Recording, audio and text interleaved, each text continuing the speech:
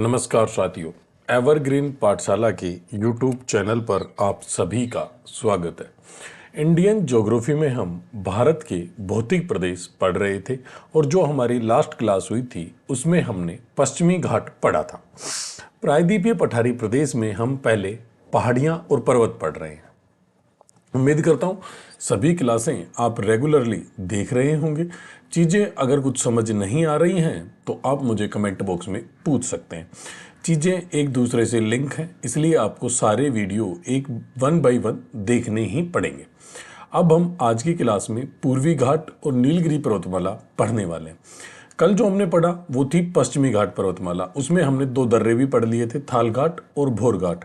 आज हमें 2 दर्रे भी पढ़ने हैं जिसका नाम है पाल घाट और श्रैनकोटा। लेकिन ये दर्रे मैं दोनों जब ये पहाड़ियाँ पढ़ा दूंगा, ये पर्वत पूर्वी घाट और नीलगिरी पर्वतमाला पढ़ा दूंगा, उसके बाद ये दोनों दर्रे आपको पढ़ाऊंगा। आइए शुरू करते हैं हम आज की क्लास। आज की क्लास में हम शुरू करेंगे पूर्वी घाट। हेडिंग डालिए पूर्वी घाट।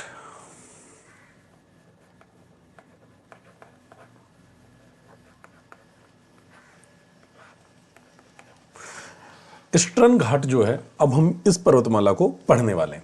सबसे पहले तो क्या है, पूर्वी घाट हमने पढ़ा। पूर्वी घाट के बारे में हमने देखा था कि ये 1600 किलोमीटर में विस्तार है, तापी नदी घाटी से कन्याकुमारी तक, ये हमने देख लिया था। आज हम पढ़ेंगे ईस्टर्न घाट। तो हम सबसे पहले ईस्टर्न घाट बना देते हैं या पूर्वी घाट बना देते हैं। पूर्वी घाट पर्वतमाला कुछ इस प्रकार से फैली हुई है।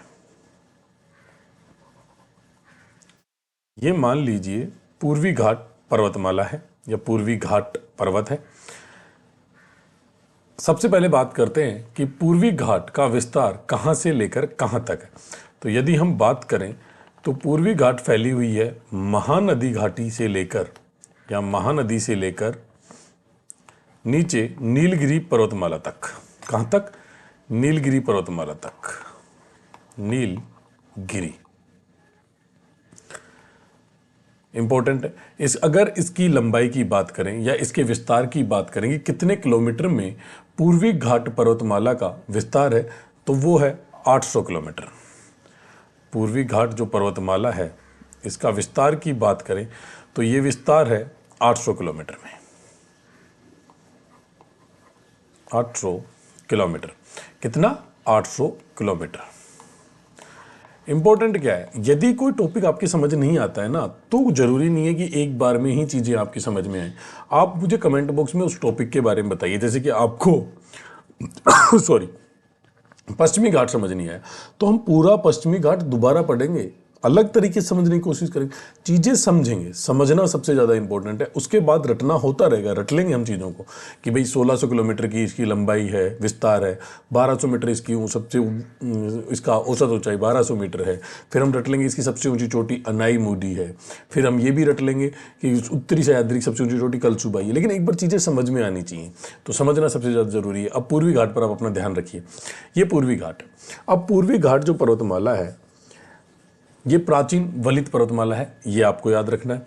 अब दूसरी बात करें तो जो ये इस प्राचीन पर्वतमाला है या प्राचीन जो पर्वत है पूर्वी घाट, इसकी सबसे ऊंची चोटी की बात करें तो सबसे ऊंचा शिखर है इसका ये वाला, और इस शिखर का नाम है अरायाकोंडा।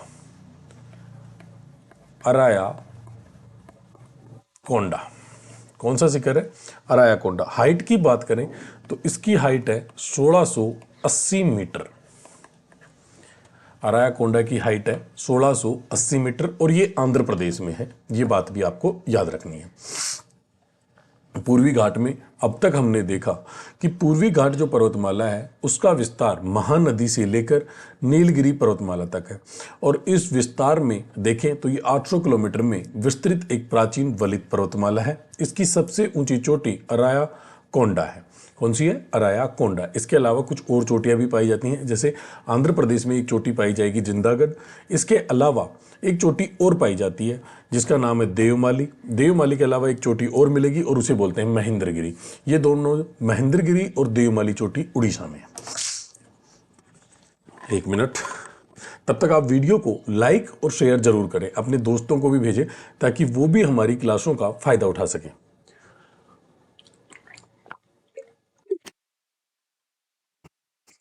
पूर्वी घाट। इसके बाद एक बात आप याद रखना, जो पूर्वी घाट पर्वतमाला है ना, ये महानदी से लेकर एक नदी यहां पर आएगी, गोदावरी।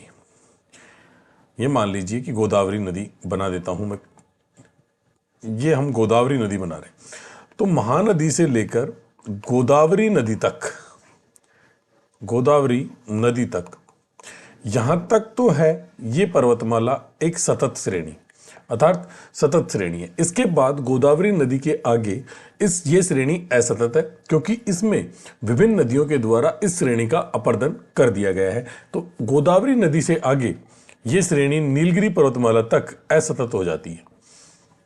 असतत अर्थात कंटिन्यूअस नहीं है, कंटिन्यू नहीं है, उसमें ब्रेक है, ठीक है।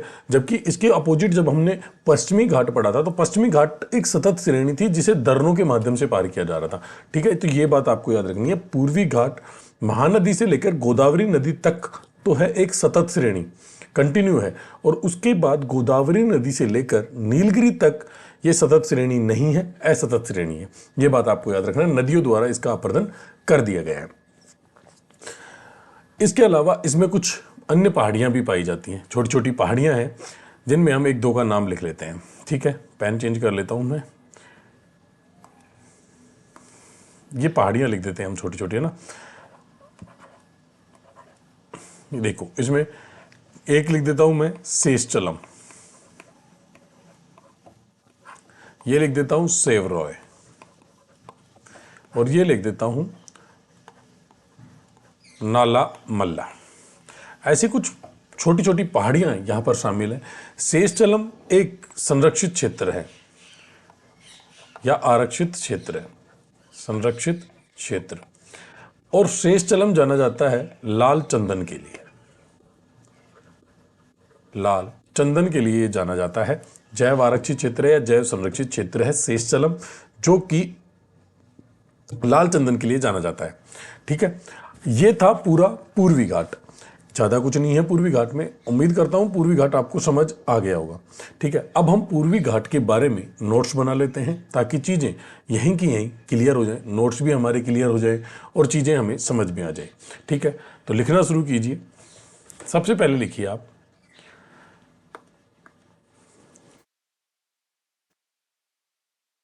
सबसे पहले लिखिए पूर्वी घाट, पूर्वी घाट एक प्राचीन, पूर्वी घाट एक प्राचीन वलित पर्वत है, प्राचीन वलित पर्वत है। पूर्वी घाट एक प्राचीन वलित पर्वत है जिसका विस्तार, इसका विस्तार लिखिए, इसका विस्तार, इसका विस्तार महानदी से, इसका विस्तार महानदी से नीलगिरी तक, इसका विस्तार महानदी से नीलगिरी तक 800 किलोमीटर में है। इसका विस्तार महानदी से नीलगिरी तक 800 किलोमीटर में है। इसकी औसत ऊंचाई, इसकी औसत ऊंचाई किसकी, इसकी का मतलब मैं पूर्वी घाट की बात कर रहा हूं ना, जहां मैं इसका इसकी लिख रहा हूं उसका अर्थ है पूर्वी घाट। इसकी औसत ऊंचाई 600 मीटर है, 600 मीटर है। इसके बाद पूर्वी घाट में हमने ये सारी चीज़ें देखी थी, 800 किलोमीटर में विस्तार है, इसकी सब प्राचीन वलित पर्वतमाला है, औसत ऊंचाई 600 मीटर है। एक चीज़ अब यहीं लिख दीजिए आप, है ना, इम्पोर्टेंट है, महानदी से यह पर्वत या यह श्रेणी लिखिए, वो ज़्यादा अच्छा रहेगा ना। यह श्रेणी, यह श्रेणी महानदी से, यह श्रेणी महानदी से गोदावरी नदी तक, गोदावरी नदी तक, यह श्रेणी महानदी से गोदावरी नदी तक एक सतत श्रेणी है, एक सतत श्रेणी है। ठीक है, इसके बाद देखिए, गोदावरी से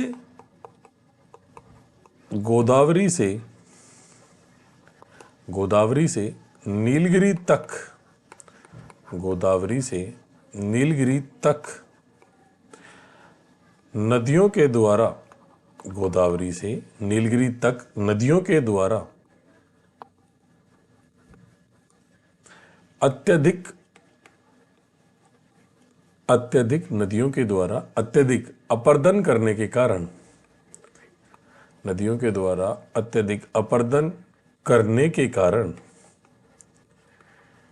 कारण असतत है, असतत है। अब देखिए, मैं आपको समझाता हूं कैसे।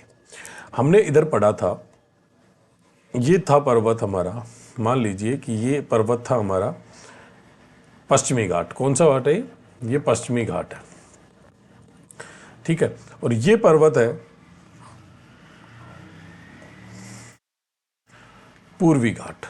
कौन सा घाट? पूर्वी घाट। इस पूर्वी घाट के इस साइड में है बंगाल की खाड़ी या बे ऑफ बंगाल। कौन सी? बंगाल की खाड़ी।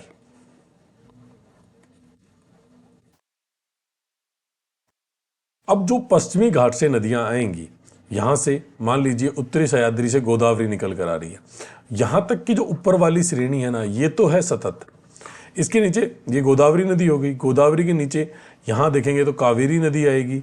इसके अलावा यहाँ से मालप्रभा, घाट प्रभा जैसी तुंगभद्रा आदि नदियाँ भी इस साइड में बहती हैं। पश्चिमी घाट से वो बे ऑफ बंगाल की तरफ बहती हैं, जिस कारण से पूर्वी घाट का अत्यधिक अपर्दन होता है।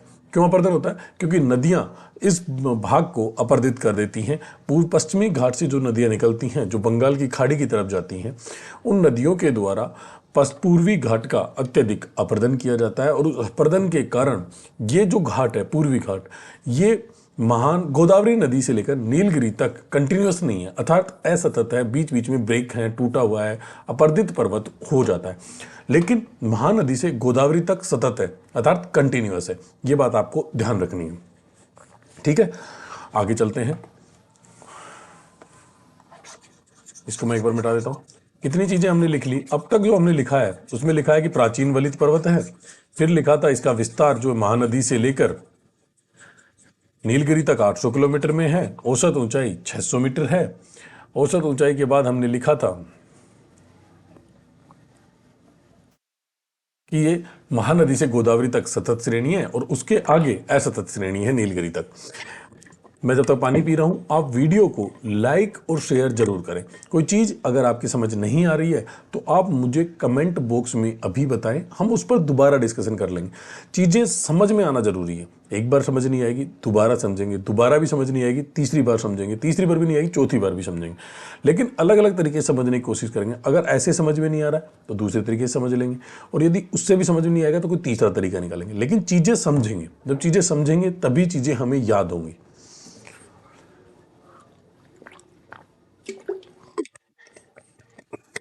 अब हम आगे बात करते हैं। आगे बात करें तो अगला बिंदु आप लिखेंगे इसकी सर्वोच्च चोटी, इसकी सर्वोच्च चोटी, इसकी सर्वोच्च चोटी अरायाकोंडा है। अरायाकोंडा ब्रैकेट में लिखेंगे 1680 मीटर, और दूसरा ब्रैकेट बना के लिखेंगे आंध्र प्रदेश। आंध्र प्रदेश, ठीक है। आ और प्र से आप समझ जाएंगे आंध्र प्रदेश में है। इसकी सर्वोच्च चोटी अरायाकोंडा है। ठीक है, इसके बाद अगला लिखेंगे इसकी अन्य प्रमुख चोटियां, इसकी अन्य प्रमुख चोटियां जिंदागढ़। कौन सी? जिंदागढ़, जिंदागाड़ा, जिंदागढ़ नहीं, जिंदागाड़ा है ये, जिंदागाड़ा, जो कि आंध्र प्रदेश, एपी, महेंद्रगिरी उड़ीसा, महेंद्रगिरी उड़ीसा, महेंद्रगिरी, उड़ीसा, देवमाली, उड़ीसा आदि हैं। ये इसकी अन्य कुछ प्रमुख चोटियां हैं। ठीक है, अरायाकोंडा को आप याद रखेंगे, अरायाकोंडा इसकी सर्वोच्च चोटी है। इसके बाद बात करें अगले बिंदु की, तो अगला बिंदु आप लिखेंगे, इसमें अनेक पहाड़ियां पाई जाती हैं। इसमें अनेक पहाड़ियां, इसमें अनेक पहाड़ियां शामिल हैं। जैसे जैसे में लिखिए नाला मल्ला, वेलीकोंडा, एस मल्ला, शेषचलम, देवरॉय, शेषचलम, शिवरॉय, शिवरॉय आदि। ये इसकी कुछ अन्य प्रमुख पहाड़ियां हैं। इसमें अनेक पहाड़ियां शामिल हैं, जैसे नाला मल्ला, वेलीकोंडा, शेषचलम, एसचलना और शिवरॉय, शिवरॉय आदि इसकी अन्य प्रमुख पहाड़ियां हैं जो हमें याद रखनी है। अब अंतिम बिंदु लिखिए इसका, शेषचलम, शेषचलम एक जैव आरक्षित,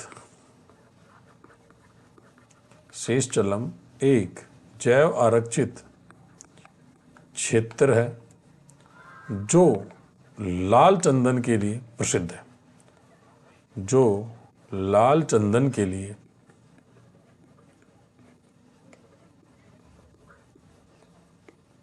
प्रसिद्ध है।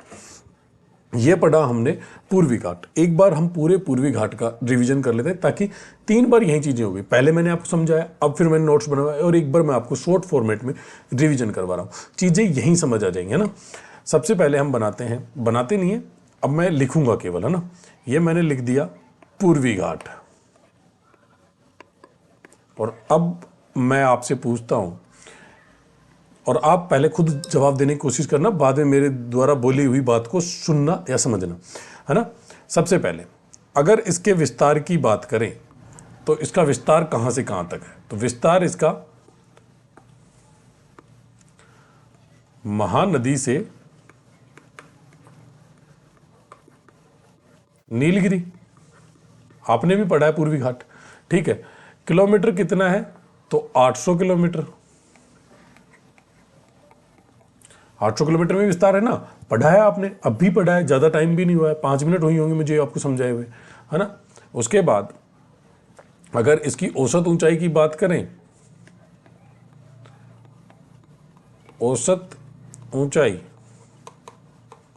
औसत ऊंचाई कितनी है, तो 600 मीटर है। कितनी है आप बताइए, 600 मीटर है। पहले मन मन में आप बोलना, मेरे लिखने से पहले ही बोल लेना, है ना। औसत ऊंचाई 600 मीटर है। सबसे ऊंची चोटी, चोटी में एक ही लिखूंगा, और उस चोटी का नाम है अरायाकोंडा।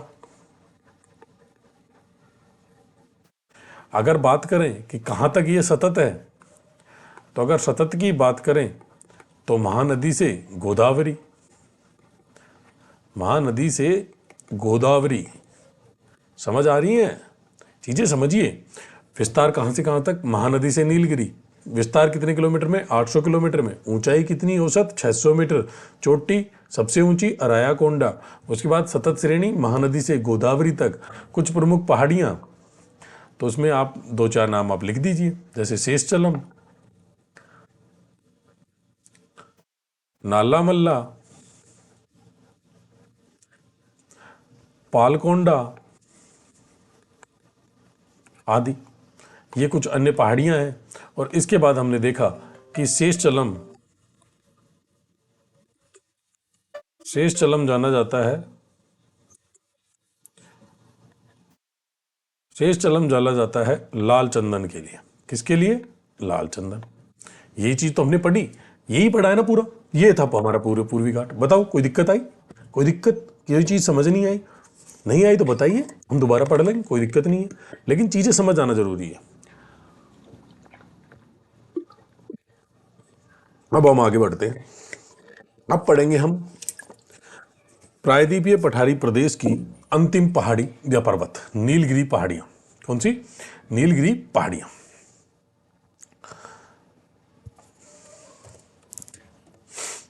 अब हम पढ़ेंगे, हेडिंग डाल लीजिए, नीलगिरी की पहाड़ियां। नीलगिरी पहाड़ियां। अब पहले हम डायग्राम बनाते हैं, इंपॉर्टेंट है, इसको आप समझना।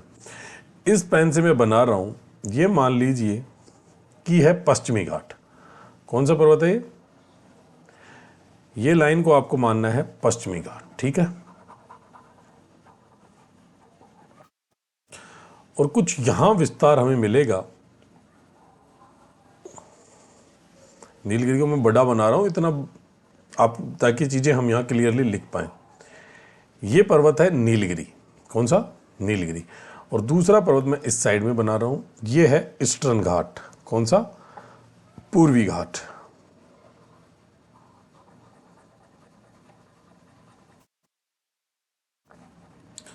समझिए, ये है पूर्वी घाट, ये है पश्चिमी घाट,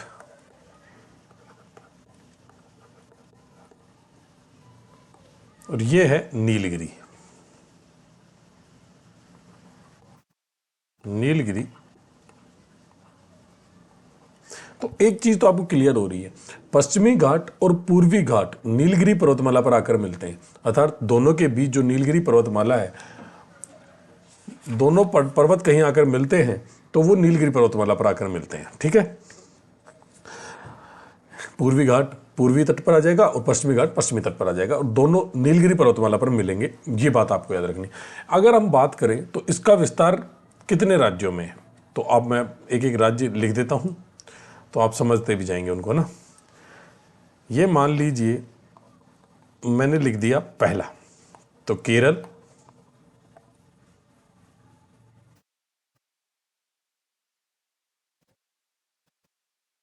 केरल नहीं, यहां हम थोड़ा दूसरा लिख दें ना, यहां लिखे कर्नाटक।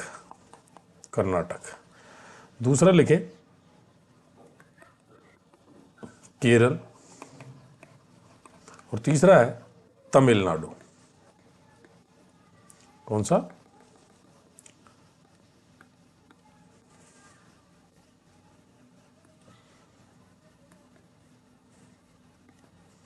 तमिलनाडु। इन तीन राज्यों में विस्तार है नीलगिरी पर्वतमाला का। समझ गए? कर्नाटक, केरल और तमिलनाडु। कर्नाटक, केरल और तमिलनाडु में विस्तार है नीलगिरी पर्वतमाला का। अगर इसके सर्वोच्च शिखर की हम बात करें तो इसका सर्वोच्च शिखर है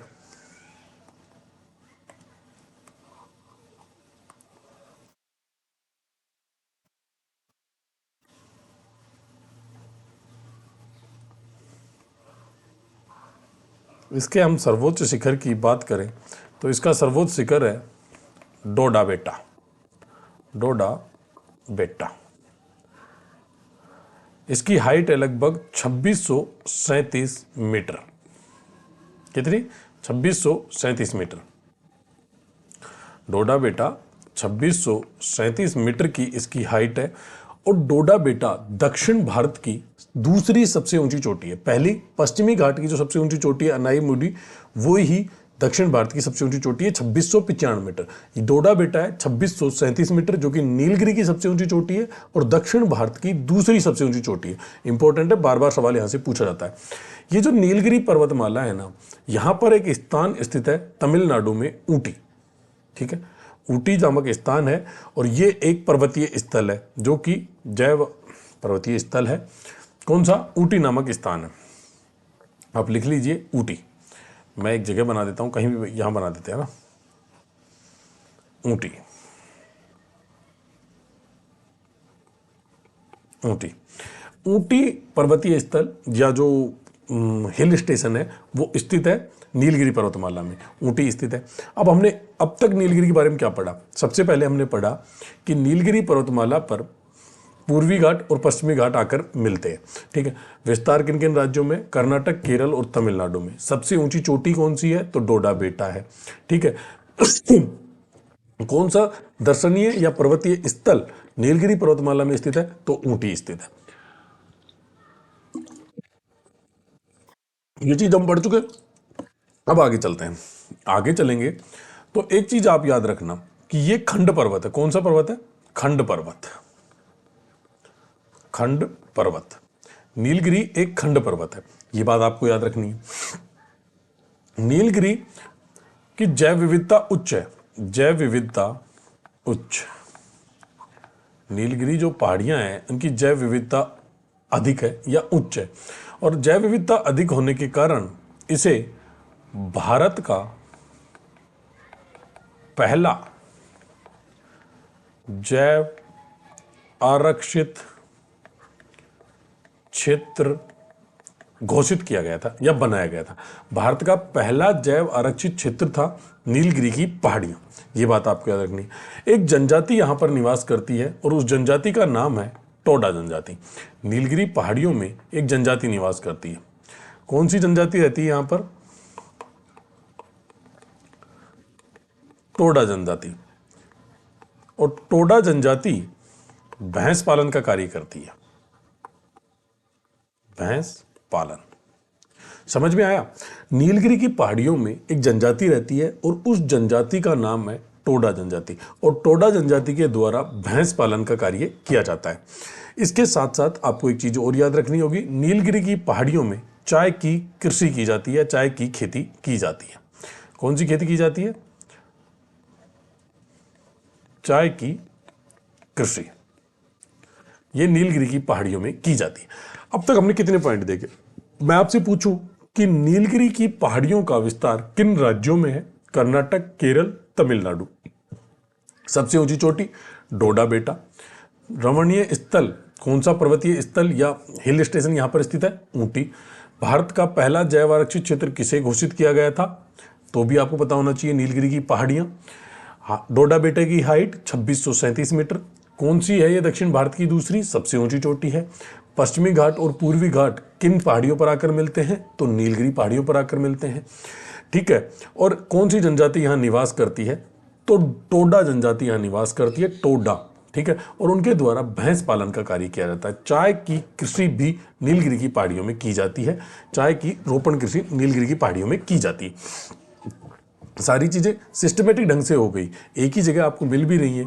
इसकी पीडीएफ भी आपको मिल जाएगी, डोंट वरी। एवरग्रीन पाठशाला का जो टेलीग्राम चैनल है वहाँ पर ये आपको अवेलेबल हो जाएगी। अब बात करते हैं आगे, एक एक करके इनके हम नोट्स लिख लेते हैं। अब मैं इसका और इसकी जब भी लिखूंगा तो समझ जाना कि मैं नीलगिरी की पहाड़ियों की बात कर रहा हूँ। ठीक है, लिखना शुरू कीजिए।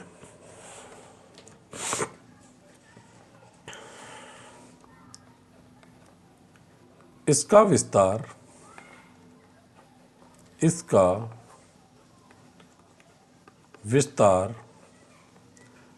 कर्नाटक, केरल व तमिलनाडु राज्यों में है। वह तमिलनाडु राज्यों में इसका विस्तार कर्नाटक, केरल व तमिलनाडु राज्यों में है। दूसरा लिखेंगे, यह एक खंड पर्वत है। यह एक खंड पर्वत, यह एक खंड पर्वत है। तीसरा लिखिए, इस पर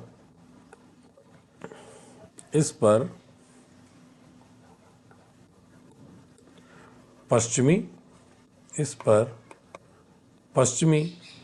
व पूर्वी घाट पर्वत, इस पर पश्चिमी व पूर्वी घाट पर्वत आकर मिलते हैं, आकर मिलते हैं। तीन चीजें हमने पढ़ ली, विस्तार देख लिया, कर्नाटक, केरल और तमिलनाडु राज्यों में है, एक खंड पर्वत है और पश्चिमी और पूर्वी घाट पर्वत यहीं पर आकर मिलते हैं। इसके साथ साथ हमने पढ़ा कि इसकी सर्वोच्च चोटी, इसकी इसकी सर्वोच्च चोटी कौन सी है? डोडा बेटा है। कौन सी है? डोडा बेटा। 2637 मीटर है जो इसकी सर्वोच्च चोटी डोडा बेटा है, जो दक्षिण भारत की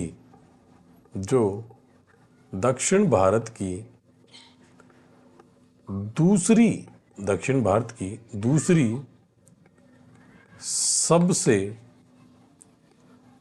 ऊंची चोटी है। तो आप मुझे कमेंट बॉक्स में ये बताएं कि दक्षिण भारत की सबसे ऊंची चोटी कौन सी है। डोडा बेटा तो हमने देख ली, डोडा बेटा दूसरी सबसे ऊंची चोटी है। अब मैं ये पूछ रहा हूं कि दक्षिण भारत की सबसे ऊंची चोटी कौन सी है और वो कौन सी पहाड़ियों में स्थित है, ये भी आपको बताना है। एक तो चोटी का नाम बताना है और फिर वो कौन सी पहाड़ियों में स्थित है आपको ये भी बताना है। ठीक है, ये दोनों चीजें आपको बतानी है। अब देखते हैं अगला बिंदु। अगले बिंदु की बात करें तो लिखिए, इन पहाड़ियों पर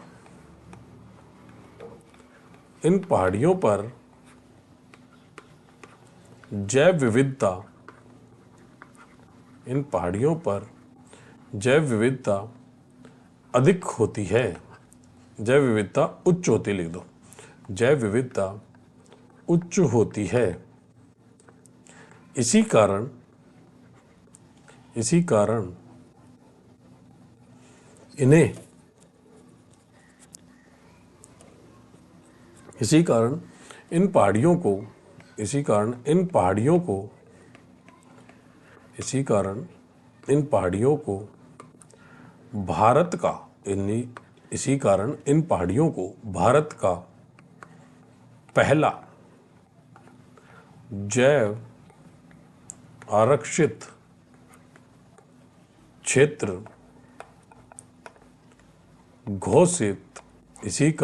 इन पहाड़ियों को भारत का पहला जैव आरक्षित क्षेत्र घोषित किया गया।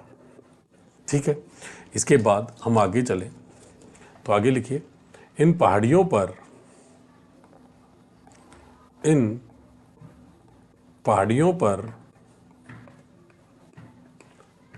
चाय की रोपण कृषि की जाती है। चाय सीधा लिख दो, चाय की कृषि की जाती है।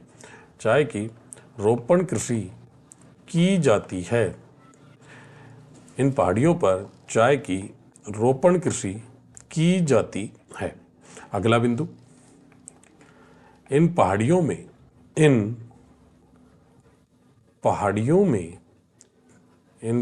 में टोडा जनजाति निवास करती है। इन पहाड़ियों में टोडा जनजाति निवास करती है जो भैंस पालन के लिए विख्यात है। जो भैंस पालन के लिए जानी जाती है। ये थी नीलगिरी की पहाड़ियाँ। अब हम दोबारा एक बार नीलगिरी का रिवीजन करेंगे। सबसे पहले हमने पूर्वी घाट पढ़ा आज की क्लास में, फिर पूर्वी घाट के नोट्स बनाए, फिर पूर्वी घाट का रिवीजन किया। आज हमने नीलगिरी पहाड़ियाँ पढ़ी, नीलगिरी की पहाड़ियों के नोट्स बनाए और अब नीलगिरी की पहाड़ियों को हम रिवीजन करेंगे। चीज़ें समझ में आनी चाहिए, 3 बार रिवीजन हो रहा है। सबसे पहले लिखिए आप नीलगिरी पहाड़ियाँ, मैं लिख देता हूँ ब्रैकेट में, नीलगिरी लिख देता हूँ, नीलगिरी पहाड़ियाँ नहीं लिखता, नीलगिरी। अब मैं आपसे एक एक चीज़ पूछूंगा, आप मुझे बताते चले। आप मुझे बताएं कि जो ये नीलगिरी है इसका विस्तार किस किस राज्य में, बताएं। आप कमेंट बॉक्स में लिखें, तब तक मैं भी लिखता हूं। तो इनका जो विस्तार है वो है कर्नाटक, कौन सा? कर्नाटक, केरल और तमिलनाडु। TN से तमिलनाडु, समझ जाना आप, है ना। इसके बाद बात करें, ये पर्वत कौन सा है? तो ये खंड पर्वत है। जैसे वलित पर्वत, अवशिष्ट पर्वत, ब्लॉक पर्वत, भ्रंश पर्वत, तो ये खंड पर्वत है ना। इसके बाद बात करें हम, कौन से दो पर्वत यहां आकर मिलते हैं, तो पश्चिमी घाट व पूर्वी घाट मिलते हैं। भारत का पहला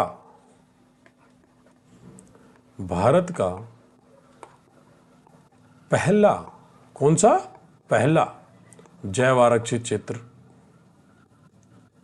भारत का पहला जैव आरक्षित क्षेत्र है। इसके बाद बात करें तो आप मुझे बताइए कि नीलगिरी की पहाड़ियों की सबसे ऊंची चोटी कौन सी है, तो ये है डोडा बेटा। कौन सी है, साउथ इंडिया की सेकंड, दक्षिण भारत की सेकंड है, ठीक है। इसके बाद बात करें तो नीलगिरी की जो पहाड़ियां हैं इनमें कौन सी जनजाति निवास करती है, तो इनमें निवास करती है टोडा जनजाति। और टोडा जनजाति काम क्या करती है बताइए, पढ़ाया है मैंने अभी आपको 5 मिनट पहले। टोडा जनजाति भैंस पालन का कार्य करती है। इसके बाद बात करें तो नीलगिरी की जो पहाड़ियां हैं इनमें चाय की रोपण कृषि की जाती है। यह था पूरा का पूरा नीलगिरी, समझ गए। कर्नाटक, केरल, तमिलनाडु में विस्तार, खंड पर्वत है, पश्चिमी घाट, पूर्वी घाट आकर मिलते हैं। भारत का पहला जैव आरक्षित क्षेत्र है। डोडा बेटा सबसे ऊंची चोटी है। टोडा जनजाति इसमें निवास करती है। चाय की रोपण कृषि कहलाती है। और एक चीज और बच गई, वो भी आप लिख लीजिए। और पर्वतीय स्थल यहां पर स्थित है ऊटी। ऊटी जो पर्वतीय स्थल है या जिसे हिल स्टेशन बोलते हैं वो भी नीलगिरी की पहाड़ियों में ही स्थित है। समझ गए। उम्मीद करता हूं ये सारी चीजें आपकी समझ में आ गई होंगी। अब हम बात करते हैं, मैंने बताया था कि 2 दर्रे हमसे छूट गए हैं।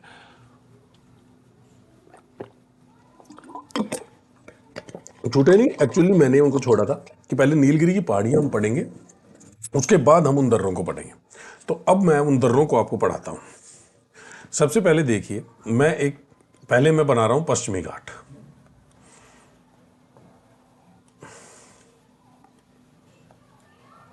ये पूरा पश्चिमी घाट है, ठीक है।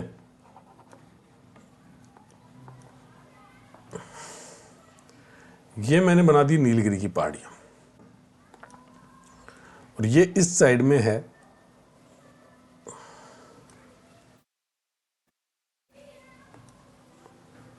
पूर्वी घाट, ठीक है। ये बात आपको याद रखनी है।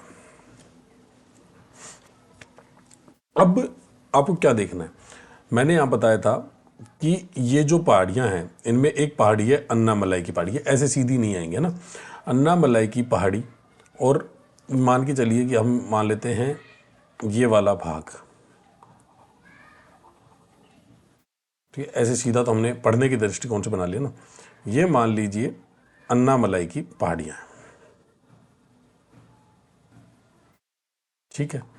ये ऊपर नीलगिरी की पहाड़ियां हैं। अब एक दर्रा हम पढ़ेंगे, ये मान लीजिए कोई पास है, ये एक पास है, ठीक है। ये एक पास हो गया, और इस पास का नाम है पाल घाट।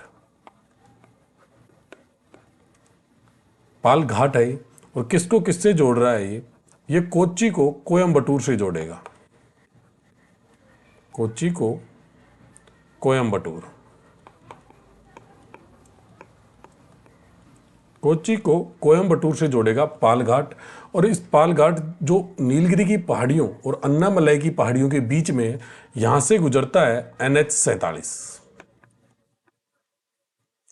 NH-47 गुजरता है यहां से। कौन सा NH गुजरता है, NH-47। एक तो ये दर्रा था, पाल घाट दर्रा है, जो कि अन्नामलाई की पहाड़ी और अन्नामलाई की पहाड़ी और अन्नामलाई की पहाड़ी और नीलगिरी की पहाड़ियों के बीच में पाया जाता है।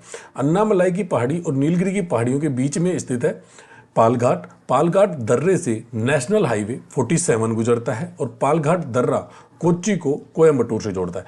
दूसरी बात क्या है, दूसरी इंपॉर्टेंट बात यह है कि यहां से दक्षिण पश्चिम मानसूनी पवनें आती हैं और यहां तमिलनाडु में वो कुछ वर्षा करती हैं। ये बात आपको ध्यान रखनी है ना।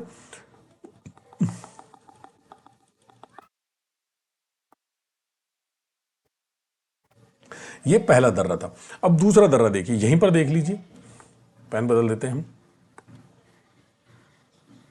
ये ले आते हैं, ये दिखेगा नहीं, एक मिनट रुकिए, ये ले लेते हैं। एक पहाड़ी बनाई मैंने, ऐसे ही एक और पहाड़ियां बनाते हैं ना।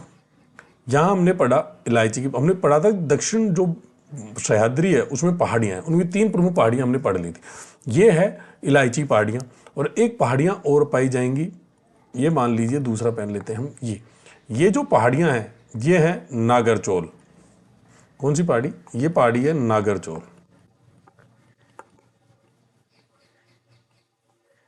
और ये है इलायची। कौन सी पहाड़ी है? नागरचोल और इलायची। इन दोनों पहाड़ियों के बीच से एक दर्रा गुजरेगा, ठीक है। इसको मैं थोड़ा सही बनाता हूं, ये सही नहीं बने ना, इसको मैं थोड़ा सा ऐसे बना देता हूं ताकि चीजें हमारे समझ में आ जाए। ये मान लीजिए इलायची की पहाड़ियां, इन दोनों के बीच से एक दर्रा गुजर रहा है।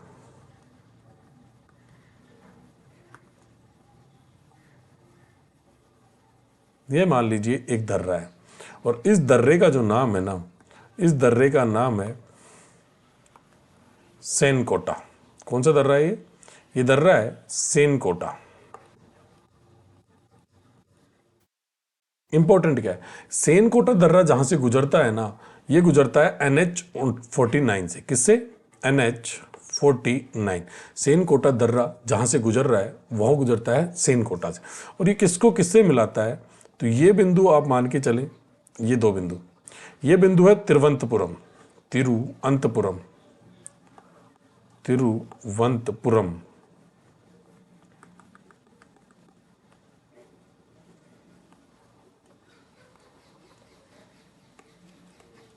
तिरुवनंतपुरम,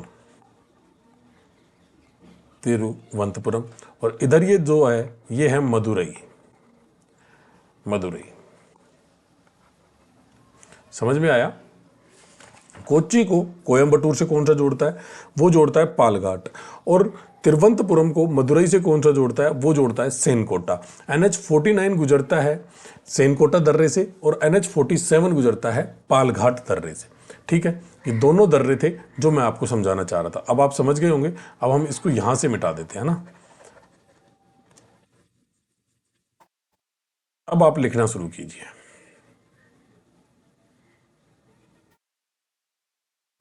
यहीं लिख लीजिए, पहले लिखिए पालघाट, नहीं अगले पेज पे लिख लेते हैं ना, ताकि चीजें सही ढंग से क्लियरली लिखी जाए, नोट डाउन हो जाए। सबसे पहले लिखिए पालघाट,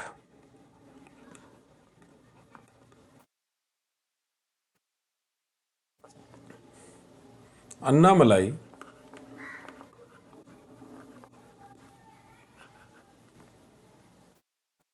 व नीलगिरी पहाड़ियों के बीच, व नीलगिरी पहाड़ियों के मध्य स्थित है। अन्नामलाई व नीलगिरी पहाड़ियों के मध्य स्थित है। अन्नामलाई व नीलगिरी पहाड़ियों के मध्य स्थित है। इससे इससे नेशनल हाईवे 47 गुजरता है। इससे नेशनल हाईवे 47 गुजरता है। इसके बाद लिखिए ये दर्रा कोच्चि को, कोच्चि केरल को कोयम्बटूर, तमिलनाडु से जोड़ता है।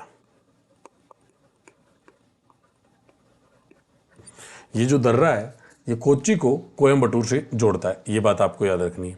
पहला दर्रा हो गया। अब दूसरा दर्रा लिखिए सेनकोटा। ये सब चीज मैं आपको समझा चुका हूं। दूसरा दर्रा लिखिए सेनकोटा। यह दर्रा इलायची, यह दर्रा इलायची व नागरचोल पहाड़ियों के मध्य स्थित है। यह दर्रा इलायची और नागरचोल पहाड़ियों के मध्य स्थित है। अगला लिखिए, इस दर्रे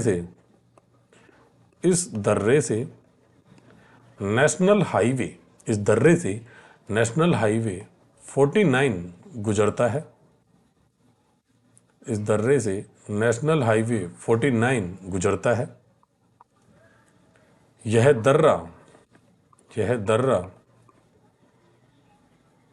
दर्रा सेनकोटा दर्रा किसको किससे जोड़ेगा? तिरुवनंतपुरम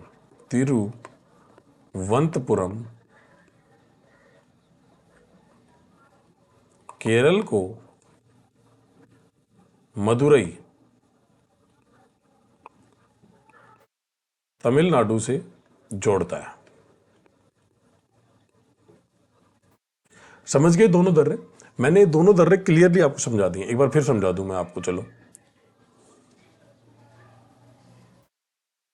ये देखो, ये दर्रा है जो हमें अभी देखना है, ये पालघाट दर्रा है।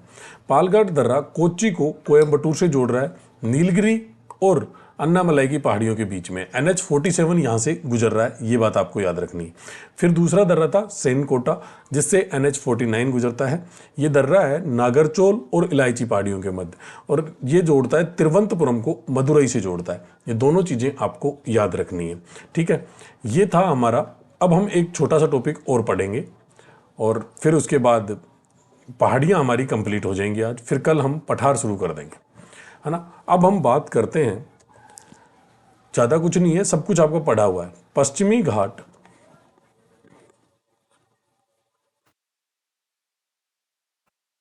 और पूर्वी घाट, पश्चिमी घाट और पूर्वी घाट, इन दोनों में अंतर क्या है?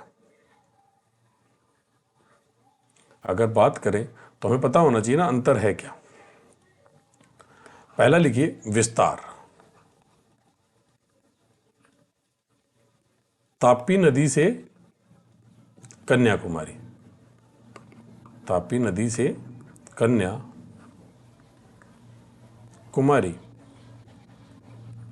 और इसके विस्तार की बात करें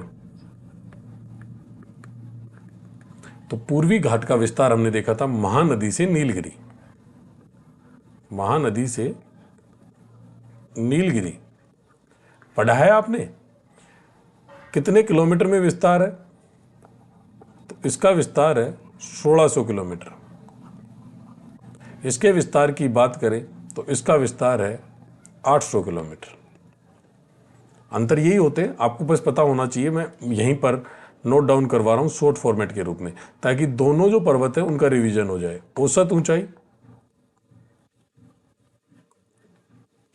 औसत ऊंचाई पश्चिमी घाट की कितनी थी? कमेंट बॉक्स में बताइए, तो मैं पूर्वी घाट की लिखता हूं। पूर्वी घाट हमने आज ही पढ़ा है।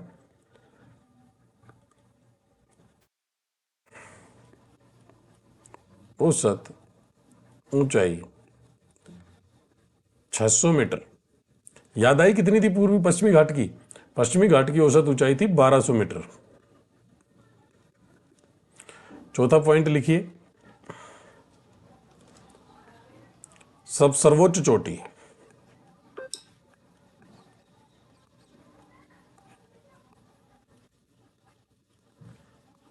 अनाई मूडी,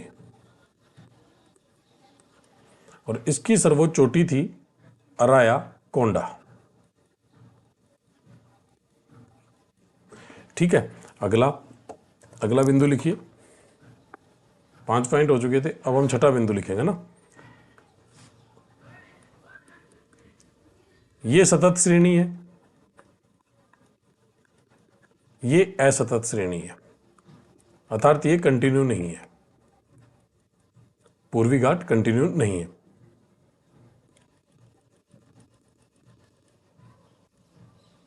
असतत,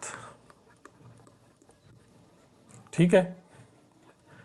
इसके बाद बात करें कौन सी वनस्पति या कौन से वन पाए जाते हैं, तो उष्णकटिबंधीय सदाबहार वन। कौन से वन पाए जाते हैं पश्चिमी घाट में? मैंने पढ़ाया था आपको, उष्णकटिबंधीय सदाबहार वन।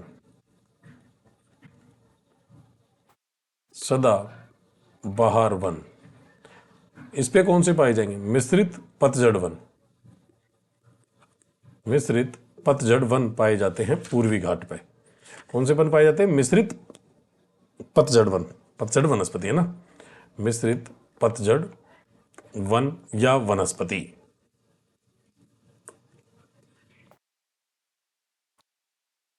इसके बाद उच्च जैव विविधता।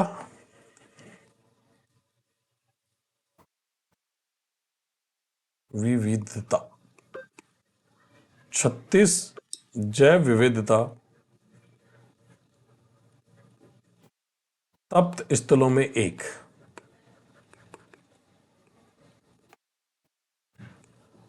यहां लिख दो कम जैव विविधता। ये थे पूरे अंतर। कौन से? कम जैव विविधता। अगर अब आगे बात करें हम, तो ये आज हमने कुल मिलाकर मोटा मोटा पढ़ा है। उम्मीद करता हूं चीजें आपको समझ आई होंगी। यदि कोई चीज समझ नहीं आई है तो आप मुझसे कमेंट बॉक्स में पूछ सकते हैं। फिर भी यदि समझ नहीं आएंगी तो हम उन्हें दूसरे तरीके से समझाने की कोशिश करेंगे। आज की क्लास में इतना ही। कल फिर मिलते हैं प्रायद्वीपीय पठारी प्रदेश में पठारों के साथ। थैंक यू, धन्यवाद। चैनल को लाइक और सब्सक्राइब जरूर करें।